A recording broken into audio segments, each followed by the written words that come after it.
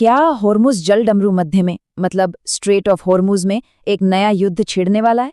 आज हम इसी सवाल की तह तक जाएंगे और समझने की कोशिश करेंगे अमेरिका और ईरान के बीच चल रही इस मिलिट्री और स्ट्रेटेजिक शतरंज की बिसात को।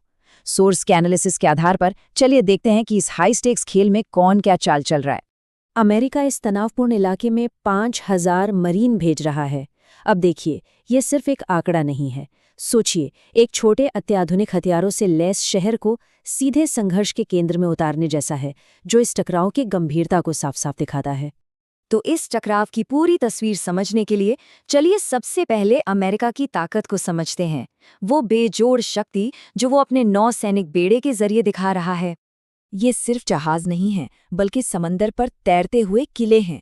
यूएसएस वास्प जैसे जहाज सोर्स के अनुसार हजारों सैनिकों और टैंकों को सीधे दुश्मन के इलाके में उतारने की क्षमता रखते हैं और साथ ही एक छोटे एयरफोर्स बेस की तरह भी काम करते हैं। इन तैरते किलों की असली ताकत है इनकी हवाई क्षमता, खासकर F-35B जेट जो बिना रनवे के किसी हेलीकॉप्टर की तरह सीधे ऊपर उड़ सकता है, और ऑस्प्रे जो हेलीकॉप्टर की तरह उड़कर सैनिकों को कहीं भी उतार सकता है और फिर एक हवाई जहाज की रफ्तार पकड़ सकता है। यही बेजोड़ लचीलापन इन्हें इतना खतरनाक बनाता है। तो यहाँ एक बहुत बड़ा सवाल उठता है, जब दुश्मन के लिए इतना बड़ा और कीमती टारगेट समंदर में तैर रहा हो, तो आखिर उसे बचाया कैसे जाता है? इसका जवाब है एक मल्टी लेयर्ड डिफेंस शील्ड, बिल्कुल किसी पुराने किले की दीवारों की तरह। पहली दीवार है सी स्पैरो मिसाइलें, जो दूर से ही खतरे को खत्म कर देती हैं। अगर कोई हमलावर इससे बच निकले तो दूसरी दीवार यानी रैम मिसाइलें उसे रोक लेती हैं, और अगर कोई फिर भी करीब आ जाए तो आखिरी सुरक्षा कवच मौजूद है।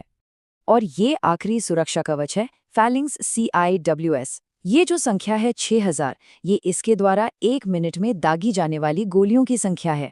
मतलब हर सेकंड 100 गोलियां। ये गोलियों की एक ऐसी दीवार बना देती है जिसे भेदना लगभग नामुमकिन है। अब सवाल ये है कि जब आपके सामने ऐसी अभेद्य तकनीक हो तो कोई इसका मुकाबला कैसे कर सकता है? यहीं से ये टकराव और भी दिलचस्प हो जाता है, क्योंकि ईरान के पास इसका एक बिल्कुल अलग ही जवाब है। ईरान ये जानता है कि वो टेक्नोलॉजी में अमेरिका का मुकाबला नहीं कर सकता, इसलिए उसने एक दूसरा ही रास्ता चुना है। उसने युद्ध के नियमों को ही बदलने की रणनीति अपनाई है। ये असल में क्वालिटी वर्सेस क्वांटिटी की लड़ाई है। जहां अमेरिका कुछ बेहद महंगे और सटीक हथियारों पर निर्भर है, वहीं ईरान की रणनीति है कि अमेरिकी रक्षा प्रणालियों पर इतने ज्यादा सस्ते ड्रोन और मिसाइलें एक साथ दागी जाएं कि वो पूरी तरह से ओवरवेल्म हो जाएं। सोर्स इसे सैचुरेशन अटैक कहता है। ये एक शतरंज की चाल जैसा है। पहले ईरान अपने सैकड़ों सस्ते ड्रोन रूपी प्यादों को आगे करता है, जिन्हें रोकने में अमेरिका अपनी महंगी मिसाइलें बर्बाद कर देता है।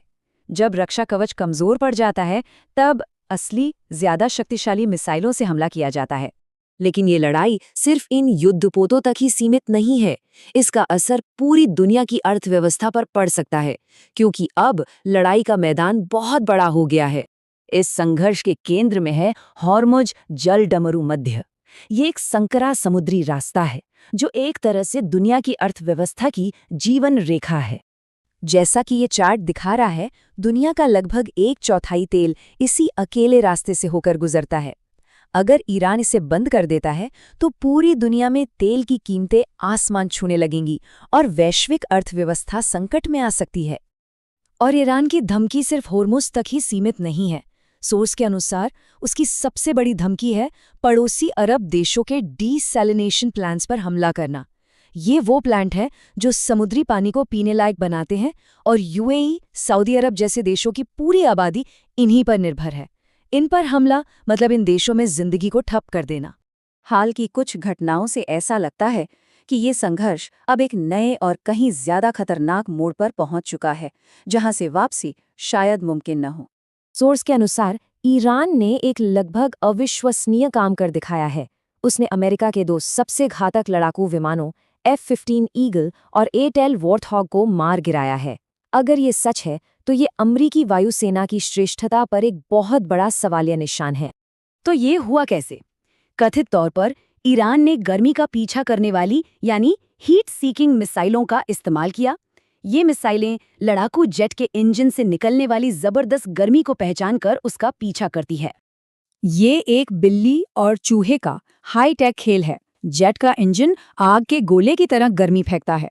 मिसाइल इसी गर्मी पर लॉक हो जाती है।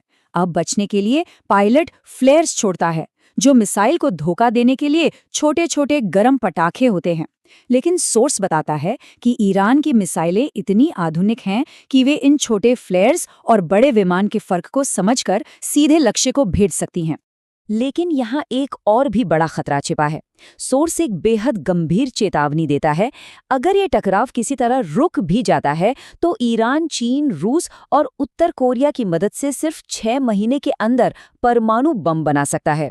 ये इस पूरे क्षेत्र और दुनिया की सुरक्षा के लिए एक दुस्वप्न जैसा होगा।